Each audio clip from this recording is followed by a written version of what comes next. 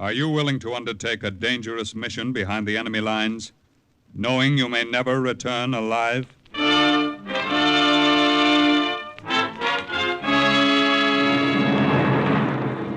What you have just heard is the question asked during the war to agents of the OSS, ordinary citizens who to this question answered, yes.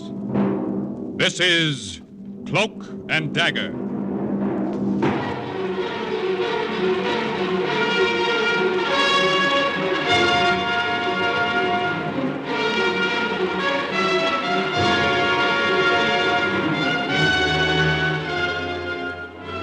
Black warfare, espionage, international intrigue. These are the weapons of the OSS. Today's story, The Roof of the World, concerning two American agents who travel into the far-off and mysterious land of Tibet on a secret pilgrimage, is suggested by actual incidents recorded in the Washington files of the Office of Strategic Services. A story that can now be told.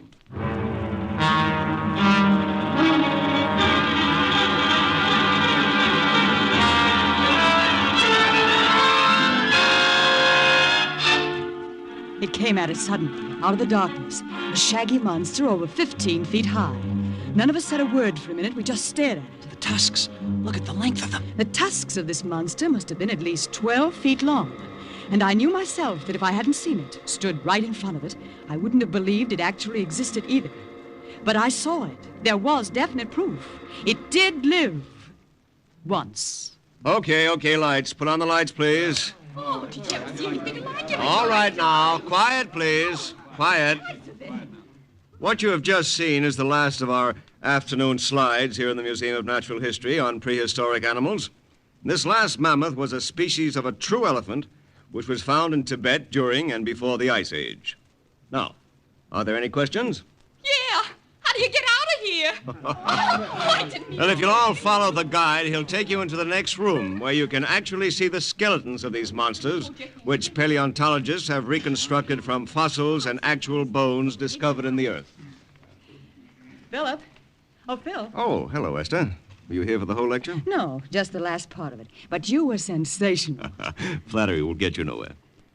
What's that? Oh, telegram. Here. Just came to the office. Thanks.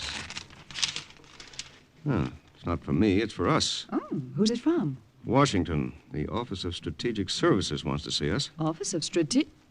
Now, why in the world do they want us? Huh? There's one way to find out.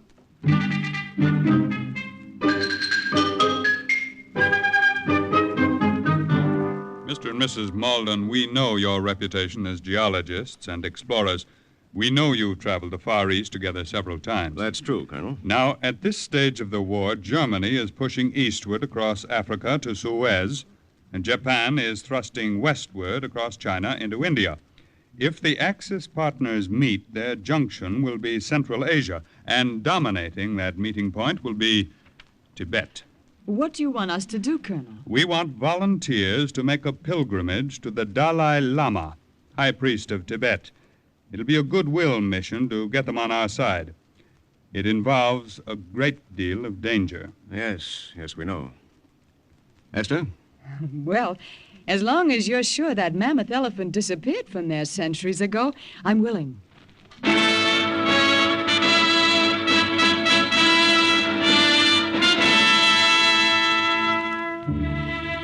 A few weeks later, we were flown to India, where we were given a car.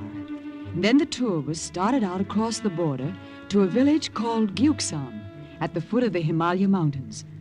Once there, we were to pick up pack animals and a guide and start our journey to the Holy City.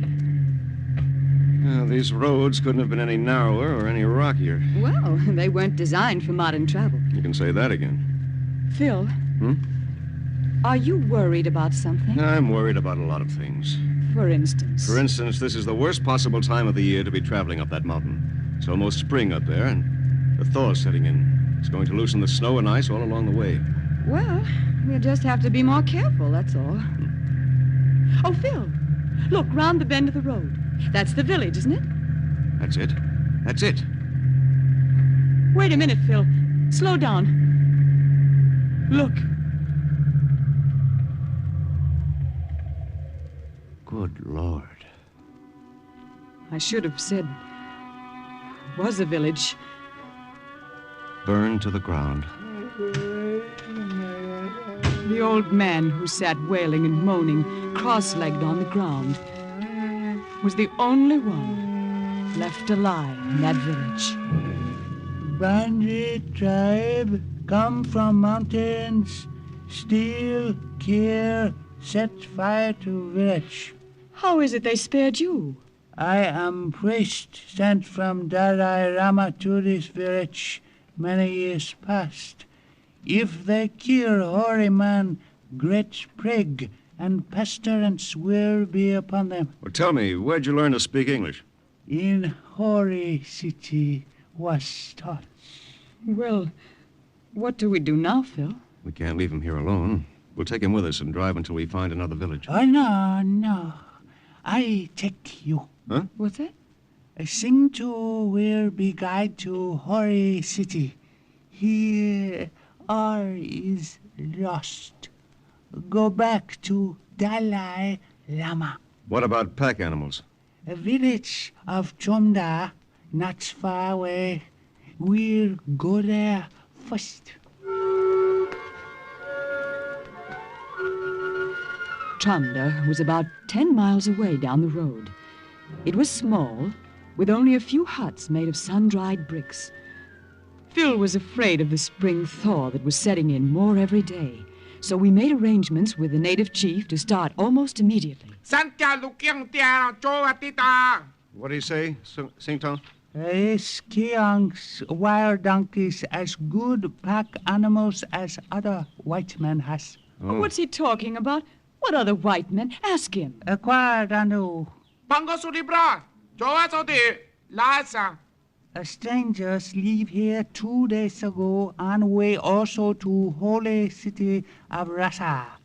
Wear badge with crooked cross. Phil. Nazis. We're in a race, Esther. We've got to reach Lhasa before they do.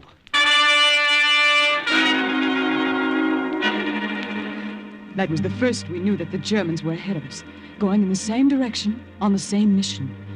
Philip was right. It was going to be a race for time. Esther, come on. This is no time to pick flowers. Oh, look at this dwarf rhododendron, Phil. And up ahead, it's like a carpet of blue irises. There'll be plenty of foliage until we cross the timberline. Then it'll just be cold.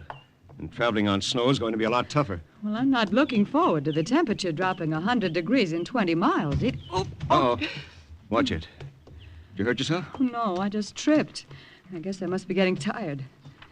Sing too? Yes, Mrs. Yes. How soon will we be able to camp? Cold Springs, less than half mile ahead. We'll camp there for night.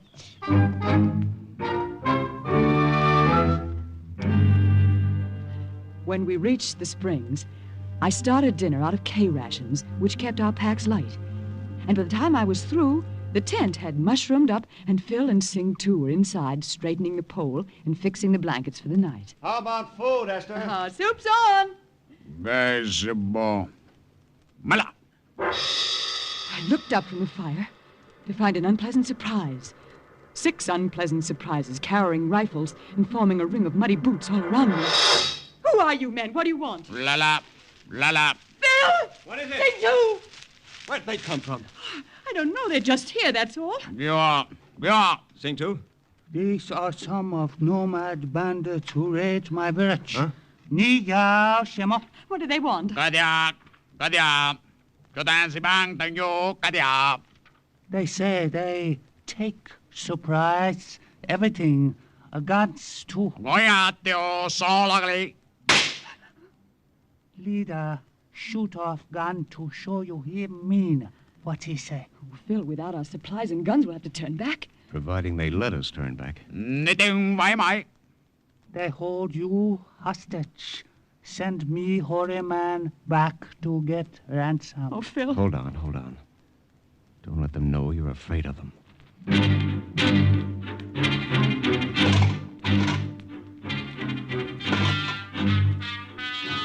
We stood there while they gathered our supplies out of the tent and threw them in a heap by the fire. Sing, too, knew he wouldn't be harmed because he was a holy man. But Phil and I had no idea what was ahead for us. Get your hands off me, you baboon. Oh, Phil. Leave her alone. You understand? Sing two. Tell them we'll come quietly. I said get your filthy hands off me. The machine gun that riddled the bandit leader came from the direction of the brush. And the 6 of them went down, one after another. Then there was silence. And we looked up to see our 2 saviors walking out of the brush in German uniform. I'm delighted we were able to be of assistance, Americans. I am Commandant Kurt Faber of the German Army. This is Lieutenant Ernst Kessler. Freut mich. Well, thank you for saving our lives. I'm Esther Malden, and this is my husband, Philip. Oh, and our guide, Sing too. You do not seem too surprised to see us here. We're not. Just surprised you're not 2 days ahead of us the way we thought you were. Then you knew about us? How? They told us in the village. They also told us you were headed for the Holy City. They talk too much, those native idiots. Sie können nicht das Maul halten. Sei still, Ernst. And you, are you also going there? No. Oh, I mean, we're geologists. We're just on an exploring expedition. Come. Is it quite nice to lie to your benefactors who have just saved your lives? I don't get that. Why did you? Well, we saw the American flag sewn on your clothing. That told us immediately who you were, where you were going. We, as you already know, we are also headed for Lhasa to the Dalai Lama. But our guide was killed. The snow loosened under him as we turned the ledge, and he fell. So you were going back for a guide? Exactly. But that is some distance away. Time is slipping by. You have the guide. You will lead us. Oh, no, we won't. And neither will Sing too. Will you, Sing too? We'll do only as friend Americans tell me. Verfluchter Hund! Ah, Ernst, you get too excited over nothing. Now remember, Herr Malden, Frau Malden, you have the guide. We have your supplies and your weapons. Let us pool our resources. Go together. If you think that at the point of our own guns you're going to make us lead you to Lhasa, you're crazy. Look, you are scientists. I appeal to your logical minds. Is it not safer that since we are traveling the same direction, we travel together? Once we reach the Dalai Lama, that each of us present the case of his country to him. If you'll forgive me for repeating, Herr Commandant, we're not going to be pushed along with guns in our backs. Nein. Who said you would be? Here. Why, Phil, he's giving us back our pistols. You see? We trust strangers, gentlemen? No. Not yet. It's all right. Go ahead, open them. Yeah. Open the gun if you like. Go ahead, spin the drum. See the cartridges in the chamber. Yes. Yes, I see them. Well, we return your guns, loaded as they were. Now shall we forget the war for a while and travel on together? Okay. Let's try it.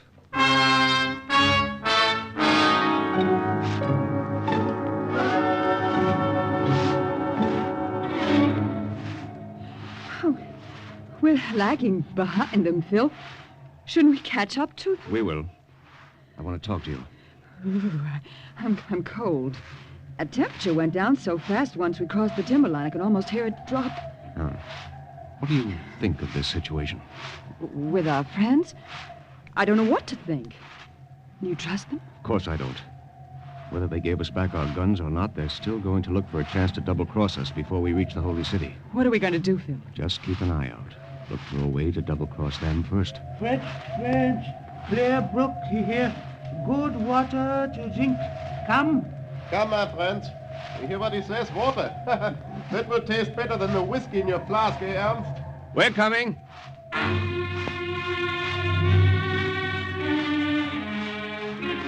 We caught up with them. And as we leaned over to fill our canteens from the small, clear brook, there was a sudden rumbling. Ah, the water's turned muddy suddenly. Yeah, it's covered with a dirty foam.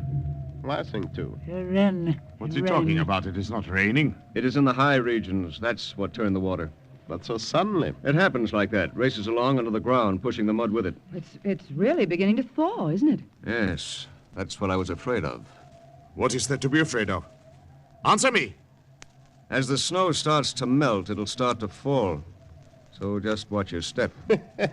Ernst, is it not good to have 3 such good guides? We are indeed fortunate, was? Come, Marbrook, along the way. We walk. Walk. Why do you think we have these animals? Keong can be turned loose here. We'll get more and more snow. It's best to climb by foot. Yes, Sing Tu's right. Besides, the animals won't find any place to graze. It's been getting pretty sparse for miles. Where will they go? They are wild. We'll find our own way. Hera! Hera! The packs were heavy, and we were too tired the next 2 days to do much talking. We just watched each other. The jagged paths under us were getting more and more slippery. And below the cliff we could see a sheer drop of hundreds of feet to the glacier. Above us were the snow peaks, and somewhere beyond the holy city of Lhasa, towards which small birds of dull brown, gray, and black seemed to point. And then, the 3rd night after the strange pact had been made between our 2 enemy camps, it happened. Esther, where are you going? Oh, to the brook around the bend, Phil. I want to get some water. You take care of the rest. If you pitch the tent, Herr Morgan, I'll fix the fire. Oh, by the way, where's Ernst?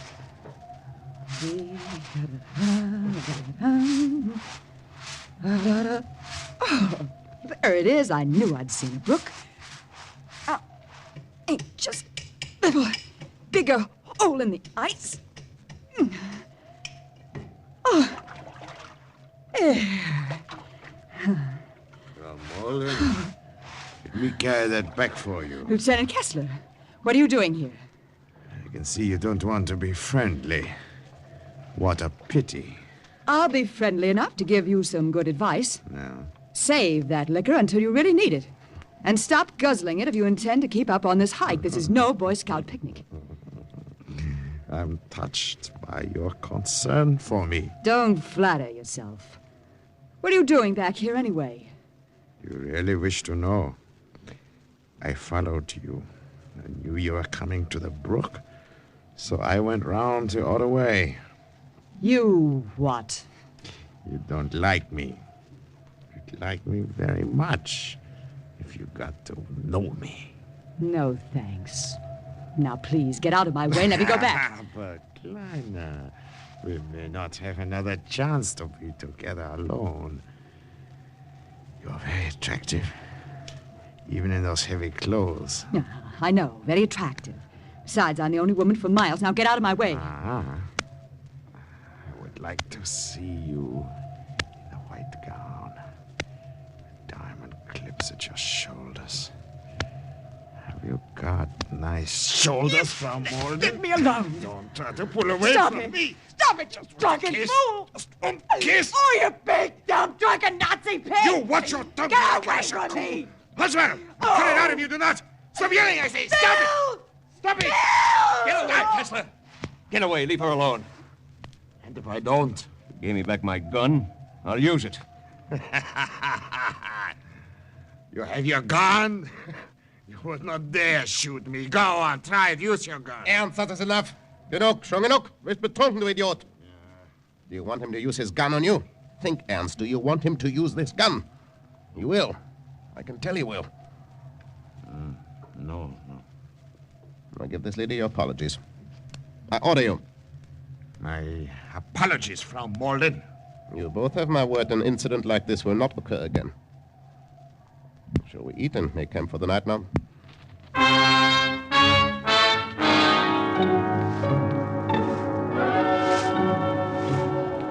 All the next day, Phil and Sing Tu kept me between them as we climbed.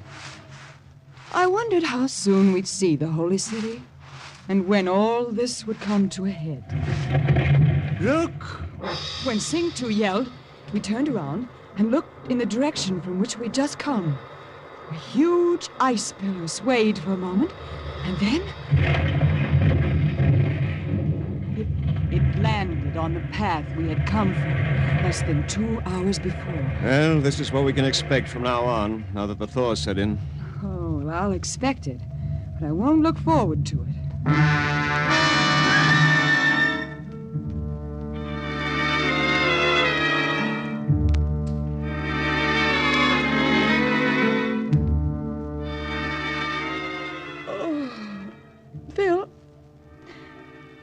mistaken?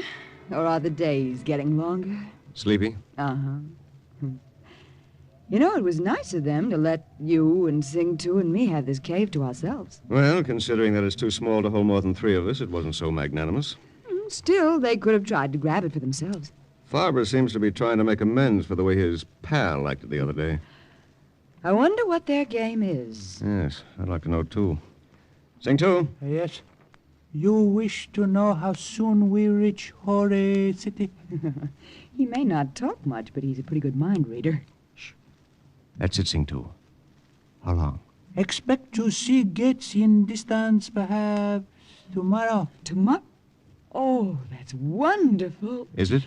Well, isn't it? It means time's run out, Esther. If they're going to pull anything, they're going to pull it now. The Germans were camped under a ledge which protected them from the wind, about 50 feet from us across a narrow crevasse. In spite of all the things that had happened before, or might be going to happen ahead, it was strangely peaceful up there. In the west, a fan of pink rays from the sun shot up from behind the snow range, and overhead a few bright stars twinkled. Presently, the fan flickered and disappeared. And then, in the glow of the full moon, I saw what looked like a long procession of ghosts in the distance, but were actually cascades of snow, melting and falling hundreds of feet, leaping from ledge to ledge. In the morning, the air was crystal clear, and we saw it. The Holy City. Esther, do you see it? I expected only to return again when I die. Oh, it's beautiful. How long will it take us to reach it? You will not reach it at all, my friends. Don't start something you can't finish, Herr Commandant. Phil. Get behind me, back in the cave. You should have been more friendly to me, Frau Morlin. Perhaps I would have taken you with us. Go on, draw your gun, shoot us. Go ahead. What's the big joke? Do you think we would have been fools enough to give you loaded guns? But I saw them. I broke open the gun and saw the cartridges. Did you take one out and examine it? Why don't you do it now? Phil, look, I opened mine. It's a blank cartridge. Now, surely, Frau Morgan, you understand why I took care not to let your husband become too excited the night Ernst here tried to be friendly. I did not want to take a chance of you finding out too soon. We shall give your regards to the Dalai Lama. Go on, shoot us. Go on. Kill us with your blank guns, if you can. That's not a bad idea.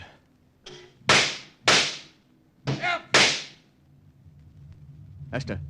Ernst, look out! Back in the cave, quick. Phil took them at their word and actually killed them with his blank gun. The shots vibrated enough to loosen the heavily piled snow, break the crust at the rim of the ledge, and start the slide that avalanched down at the Germans. It threw them over the side and buried them somewhere on the cliffs below us, under rock, ice, and snow. Gone?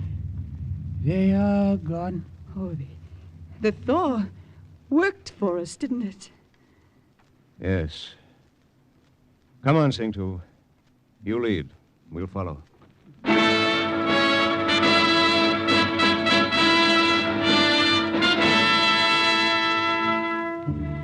We could see the Holy City, but it was still 25 miles away.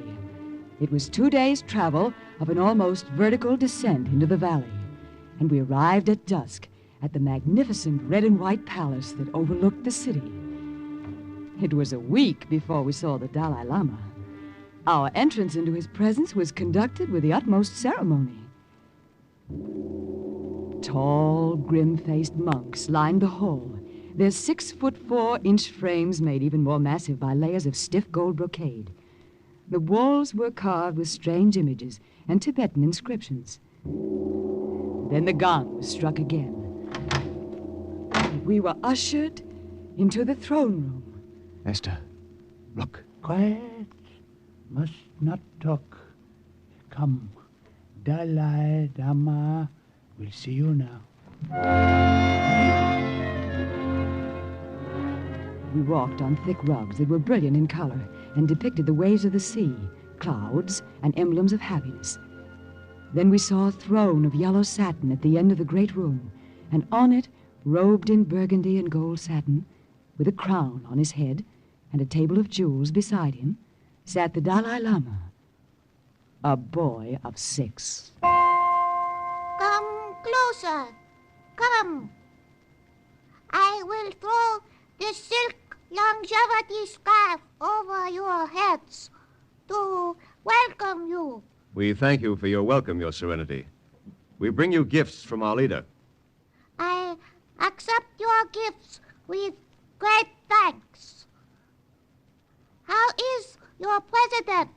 He is well, thank you. Bring the gifts to me. Let me see. They gave him the gifts, and he looked at each one carefully. After a while, servants began to pass bowls of rice and glasses of black tea.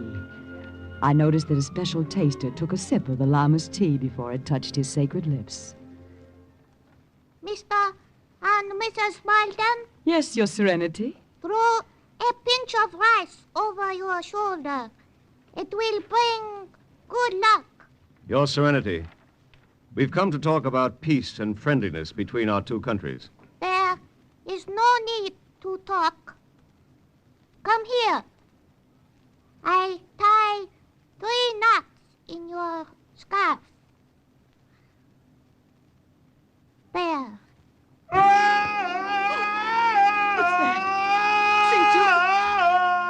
Means only interview at an end.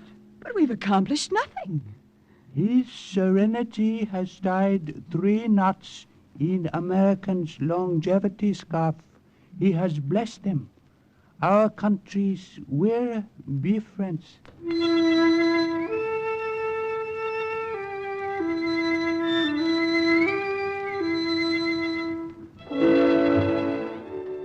The success of the mission of these 2 OSS geologists helped to lay the foundations of friendship between Tibet and the United States and to forestall any possibility of Tibet's cooperation with our Axis enemies.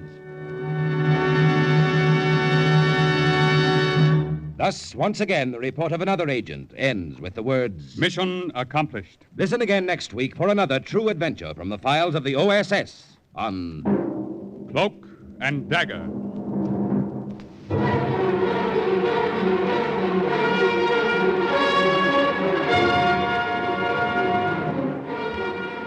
Heard in today's Cloak and Dagger adventure as Esther was Louise Barclay, Philip, Grant Richards, the monk, Raymond Edward Johnson, Farber, Stephen Schnabel, Kessler, Barry Kroger.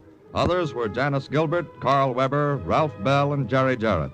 The script was written by Winifred Wolfe and Jack Gordon. The music was under the direction of John Gart. Sound effects by Chet Hill and Dick Gillespie. Today's true OSS adventure was based on the book Cloak and Dagger by Corey Ford and Alistair McBain. This program was produced by Louis G. Cowan and Alfred Hollander under the direction and supervision of Sherman Marks. Programs, get your programs here. Mystery in Action tonight on NBC. Hear how you may win a cash prize as an armchair detective on $1,000 reward.